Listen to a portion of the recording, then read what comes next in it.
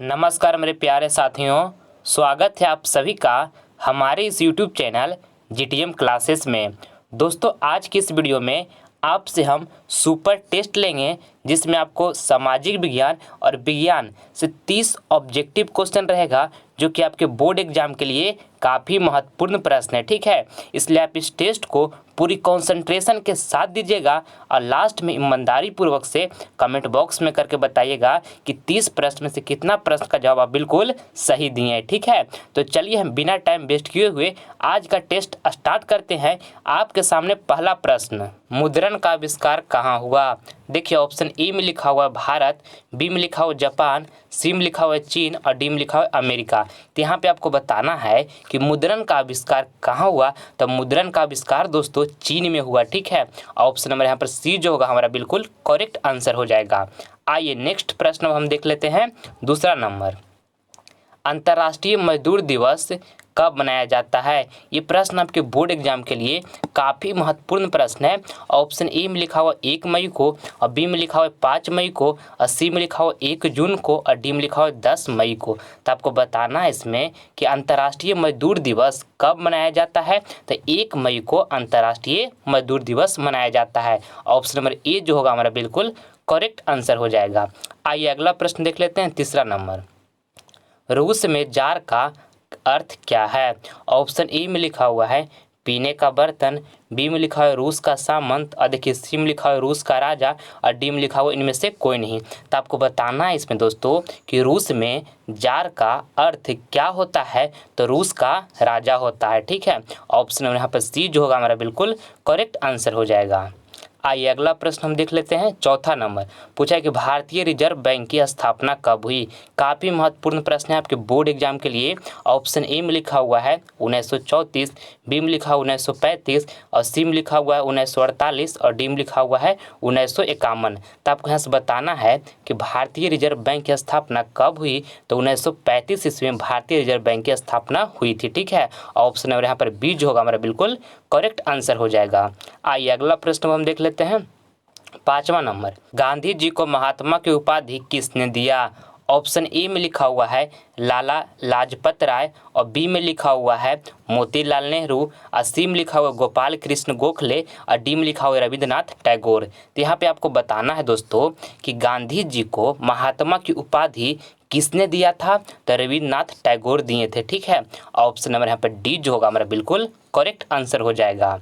आइए अगला प्रश्न हम देख लेते हैं। छठा नंबर, और दोस्तों अगर जो आपका जीवन में समस्या आता है, प्रॉब्लम आता है, तो उससे कॉम्पीट कीजिए, उससे लड़िए, अपने गोल से भटकिए नहीं। ठीक है, एक मोटिवेशनल कोड आपको सुनाता हूँ। अरे ना संघर्ष ना तकलीफ तो क्या खाक जीना जिंदगी में, बड़े बड़े तूफान भी थम जाते हैं जब आग लगी हो सीने में।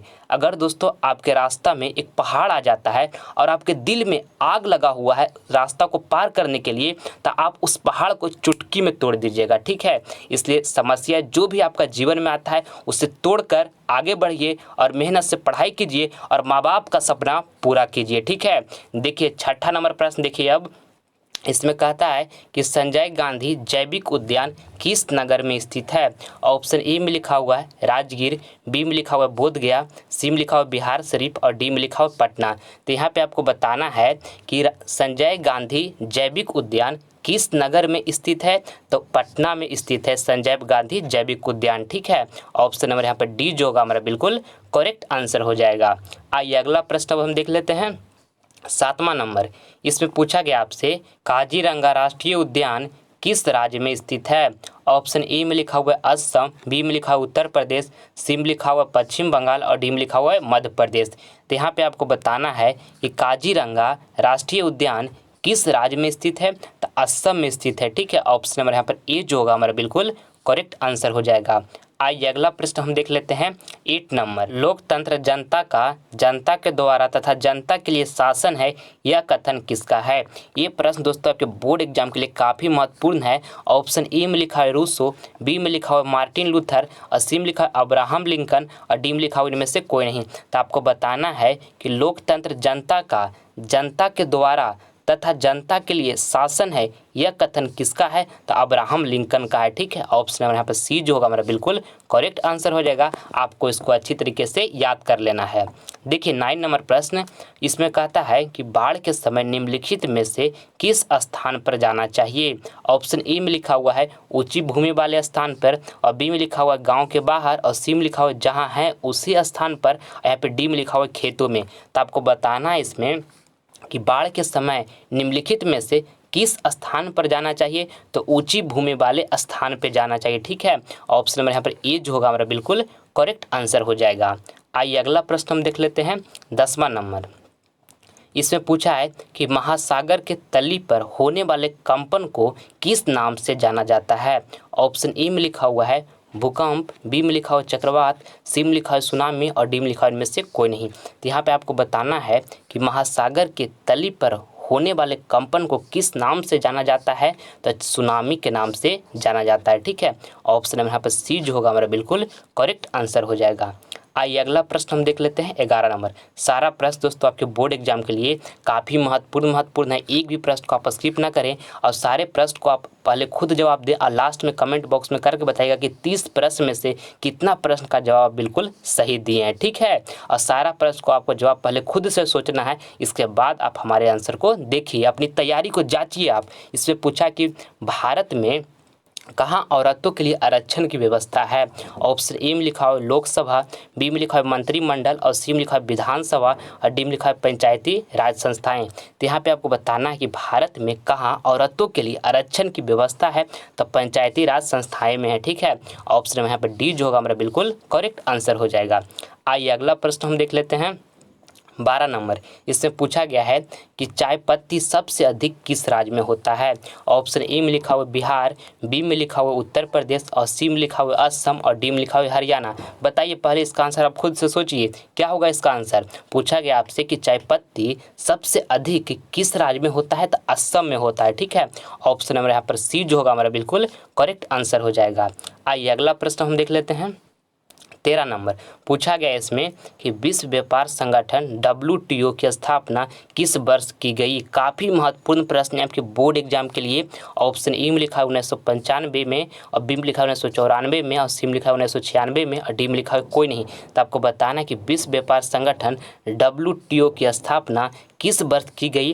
तो 1995 ईस्वी में की गई। ठीक है, ऑप्शन नंबर यहाँ पर ए जो होगा हमारा बिल्कुल करेक्ट आंसर हो जाएगा। ठीक है, आइए अगला प्रश्न हम देख लेते हैं 14 नंबर।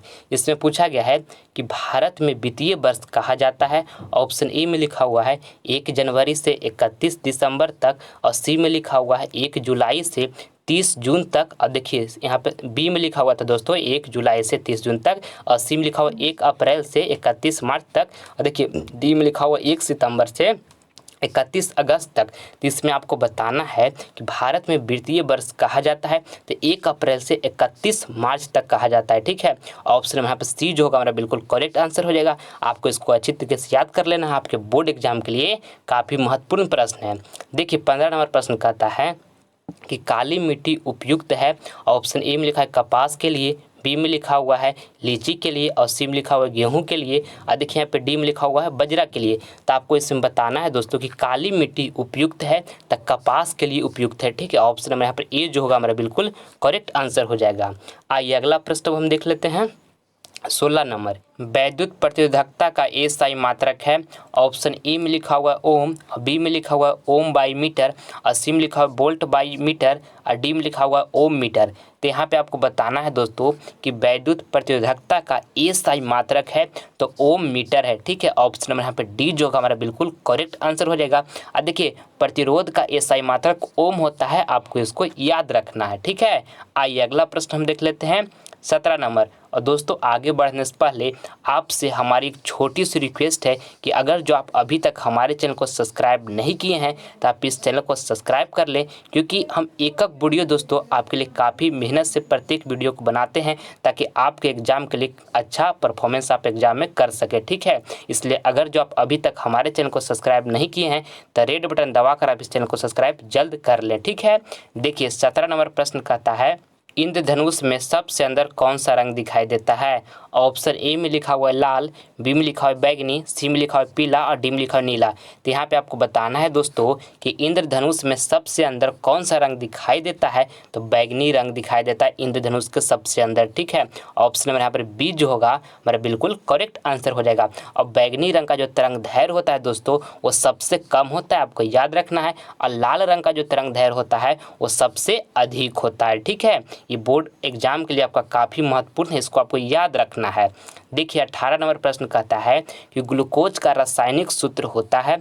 ऑप्शन ए में लिखा हुआ है C2H5OH और देखिए बी में लिखा हुआ है C6H6O6 और सी में लिखा हुआ है C6H12 और यहाँ O6 लिखा है और देखिए डी में लिखा हुआ है C6H6। तो यहाँ पे आपको बताना है दोस्तों कि ग्लूकोज का रासायनिक सूत्र होता है तो C6H6O12 होता है, ठीक है। ऑप्शन नंबर यहाँ पर बी जो होगा हमारा बिल्कुल राइट आंसर हो जाएगा। ग्लूकोज का रासायनिक सूत्र क्या होता है? तो C6H6O6 होता है, ठीक है। और देखिए अगर जो आपको एग्जाम में पूछेगा कि चीनी का रासायनिक सूत्र क्या होता है तो चीनी का रासायनिक सूत्र C12H22O11 होता है, ठीक है। इसको आपको याद कर लेना है कि चीनी का रासायनिक सूत्र क्या होता है तो C12H22O11 होता है, ठीक है। आइए अगला प्रश्न हम देख लेते हैं। 19 नंबर, नेत्र में किसी वस्तु का बना प्रतिबिंब होता है। ये प्रश्न दोस्तों आपके बोर्ड एग्जाम के लिए काफ़ी महत्वपूर्ण है। ऑप्शन ए में लिखा हुआ काल्पनिक सीधा तथा छोटा, देखिए बी में लिखा हुआ काल्पनिक उल्टा तथा बड़ा, देखिए सी में लिखा हुआ वास्तविक उल्टा तथा छोटा और डी में लिखा हुआ वास्तविक उल्टा तथा बड़ा। तो यहाँ पे आपको बताना है दोस्तों कि नेत्र में किसी वस्तु का बना प्रतिबिंब होता है तो वास्तविक उल्टा तथा छोटा होता है, आपको याद रखना है। ऑप्शन नंबर यहाँ पर सी जो होगा हमारा बिल्कुल करेक्ट आंसर हो जाएगा, ठीक है। आइए अगला प्रश्न हम देख लेते हैं।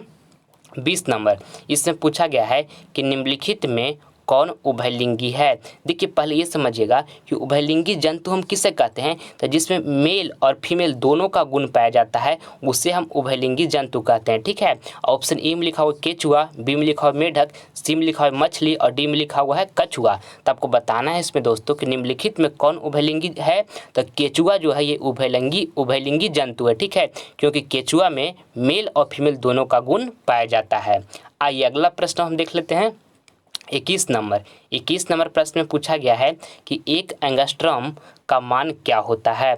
ऑप्शन ए में लिखा हुआ है 10⁻⁻10 मीटर और बी में लिखा हुआ है 10⁻⁸ मीटर और सी में लिखा हुआ है 10⁻11 मीटर और डी में लिखा हुआ है इनमें से कोई नहीं। तो यहाँ पे आपको बताना है दोस्तों कि एक एंगस्ट्रॉम का मान क्या होता है तो 10⁻10 मीटर होता है, ठीक है। ऑप्शन नंबर यहाँ पर ए जो होगा हमारा बिल्कुल करेक्ट आंसर हो जाएगा, ठीक है। और देखिए अगर जो आपको सेंटीमीटर में पूछेगा तो 10⁻8 सेंटीमीटर होता है, ठीक है। ये भी आपको ध्यान में रखना है कि अगर अब पूछेगा आपके एक एंगस्ट्रॉम का मान सेंटीमीटर में कितना होता है तो 10⁻8 सेंटीमीटर होता है, ठीक है। आइए अगला प्रश्न हम देख लेते हैं। 22 नंबर प्रश्न में पूछा गया है कि निम्न में से किसका अपवर्तनांक सबसे अधिक होता है।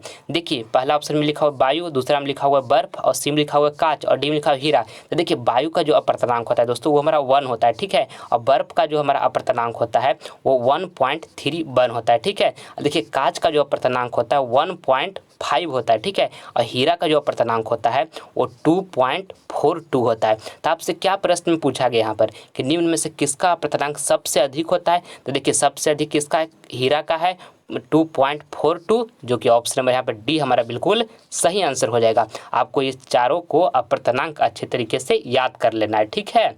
आइए अगला प्रश्न अब देख लेते हैं। 23 नंबर, इसमें पूछा गया है कि 1 नैनोमीटर बराबर होता है। ऑप्शन ए में लिखा हुआ है 10⁻³ मीटर और बी में लिखा हुआ है 10�9 मीटर, यहाँ पे सी में लिखा हुआ है 10⁻9 मीटर और डी में लिखा हुआ इनमें से कोई नहीं। तो यहाँ पे आपको बताना है दोस्तों कि 1 नैनोमीटर बराबर होता है तो 10⁻9 मीटर होता है, ठीक है। ऑप्शन में यहाँ पर सी जो होगा हमारा बिल्कुल करेक्ट आंसर हो जाएगा, ठीक है। आइए अगला प्रश्न हम देख लेते हैं। 24 नंबर, फूल का कौन सा भाग फल में बदलता है। ये प्रश्न आपके बोर्ड एग्जाम के लिए दोस्तों काफ़ी महत्वपूर्ण है। ऑप्शन ए में लिखा है पुंकेसर, बी में लिखा है स्त्री केसर, सी में लिखा है अंडाशय और डी में लिखा है बीजांड। तो आपको बताना है दोस्तों कि फूल का कौन सा भाग फल में बदलता है तो अंडाशय बदलता है, ठीक है। ऑप्शन नंबर यहाँ पर सी जो होगा हमारा बिल्कुल करेक्ट आंसर हो जाएगा। आइए अगला प्रश्न हम देख लेते हैं। 25 नंबर, इसमें आपको बताना है कि जस्ता का अयस्क है। पहले बताइए इसका अपने से कि इसका राइट आंसर कौन होगा। सोचिए, ऑप्शन ए में लिखा हुआ है सिनेबार, और बी में लिखा हुआ है जिंक ब्लेड, और सी में लिखा हुआ है बॉक्साइड, और डी में लिखा हुआ है हेमेटाइट। तो आपको बताना है दोस्तों कि जस्ता का अयस्क है, तो जस्ता का अयस्क जो है जिंक ब्लेड है। ठीक है, ऑप्शन नंबर यहाँ पर हमारा बी जो होगा बिल्कुल करेक्ट आंसर हो जाएगा। ठीक है, और देखिए पारा का अयस्क जो होता है सिनेबार होता है, आपको याद रखना है। और एल्युमिनियम का जो अयस्क है वो बॉक्साइड है, इसको भी आपको ध्यान में रखना है। और आयरन का अयस्क क्या होता है, तो हेमेटाइट होता है। ठीक है, हेमेटाइट किसका अयस्क है, तो आयरन का अयस्क है। ये चारों को आपको अच्छी तरीके से याद रखना है। देखिए 26 नंबर प्रश्न कहता है कि किसी माध्यम के अपवर्तनांक का मान होता है।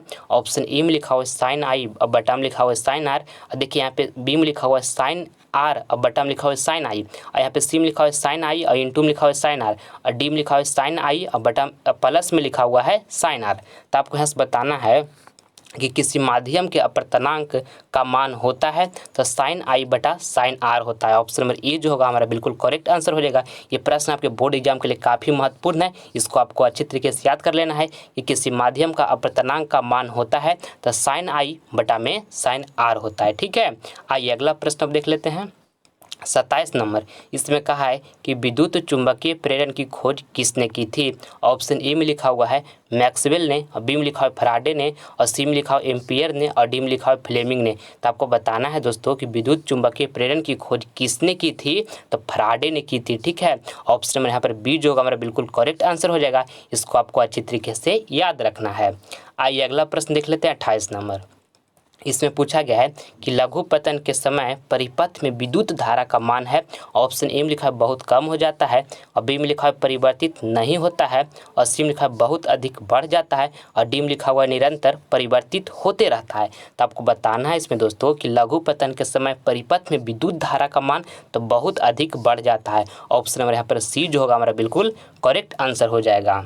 आइए अगला प्रश्न देख लेते हैं 29 नंबर।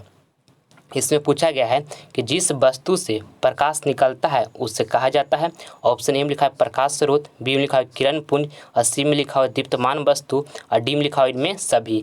तो आपको बताना है दोस्तों यहाँ पे कि जिस वस्तु से प्रकाश निकलता है उससे कहा जाता है, तो उसके प्रकाश स्रोत कहा जाता है। ठीक है, ऑप्शन नंबर यहाँ पर ए जो होगा बिल्कुल करेक्ट आंसर हो जाएगा। आइए अगला प्रश्न हम देख लेते हैं 30 नंबर। ये हमारा लास्ट प्रश्न है। इसमें पूछा गया आपसे कि डेंगू उत्पन्न करने वाले मच्छर किस तरह के जल में उत्पन्न होते हैं। ऑप्शन ए में लिखा हुआ है साफ जल, बी में लिखा है गंदा जल, सी में लिखा है मीठा जल, और डी में लिखा है इनमें से सभी। तो आपको बताना है दोस्तों इसमें कि डेंगू उत्पन्न करने वाले मच्छर किस तरह के जल में उत्पन्न होते हैं, तो साफ जल में होते हैं। ठीक है, ऑप्शन नंबर यहाँ पर ए जो होगा हमारा बिल्कुल करेक्ट आंसर हो जाएगा। दोस्तों यहाँ पर आपको हम 30 महत्वपूर्ण ऑब्जेक्टिव प्रश्न करवाएं, जो कि आपके बोर्ड एग्जाम के लिए सारा प्रश्न काफ़ी महत्वपूर्ण था। 30 प्रश्न में से कितना प्रश्न का आप जवाब बिल्कुल सही दिए हैं हमारे कमेंट बॉक्स में आप जरूर बताइएगा, ताकि हमें पता चल सके कि आपका तैयारी का लेवल क्या है। ठीक है, आई होप ये वीडियो आपको पसंद आया होगा, तो प्लीज़ आपसे लाइक करें, अपने दोस्तों में शेयर करें, और आप हमारे चैनल पर नए हैं तो आप इसे सब्सक्राइब कर लें, ताकि आने वाले वीडियो की नोटिफिकेशन सबसे पहले आपको मिले। ठीक है, मिलते हैं दोस्तों आपसे अगले वीडियो में नए नॉलेज के साथ। तब तक मन लगाकर पढ़ाई करते रहिए। जय हिंद।